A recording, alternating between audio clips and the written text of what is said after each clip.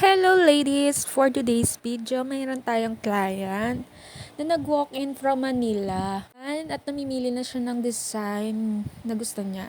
Dito lang yan sa kay Beauty Lash and Brows. Ito nga pala yung nails niya.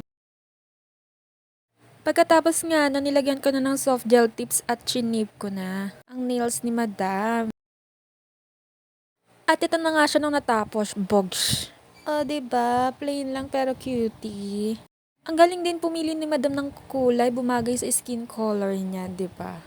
Ito pala yung closer look. 'Di ba? Malinis kahit beginner pa lang. Huwag niyo ako i-judge mga mima, ha?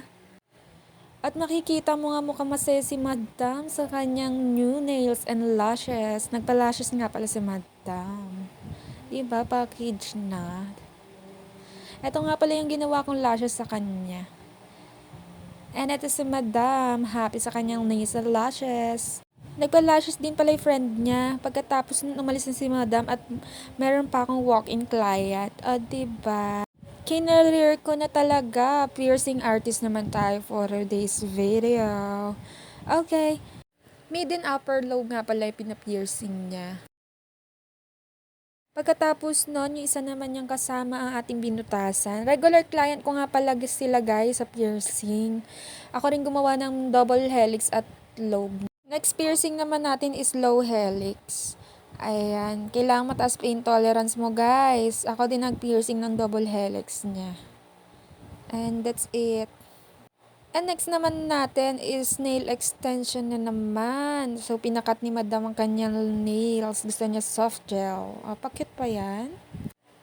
By the way, best friend ko nga pala itong nililinisan ko. Kaya pa-cute ng pa-cute.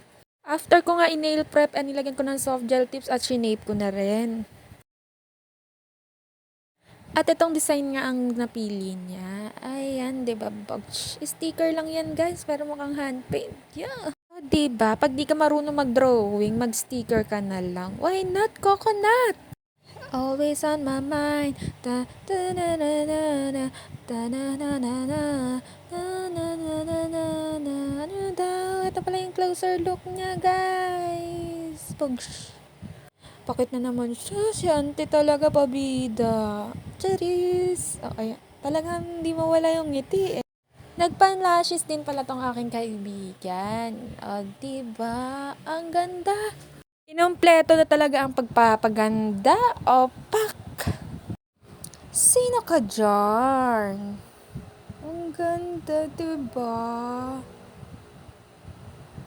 Always on my mind.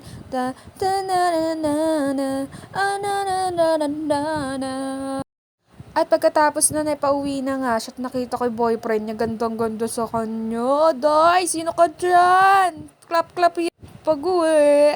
Yun lang guys. At next naman nating client ay si Mata. Nagpa-nail extension din siya for rush. Ito nga pala yung final look. Simple lang din pero malinis naman, 'di ba?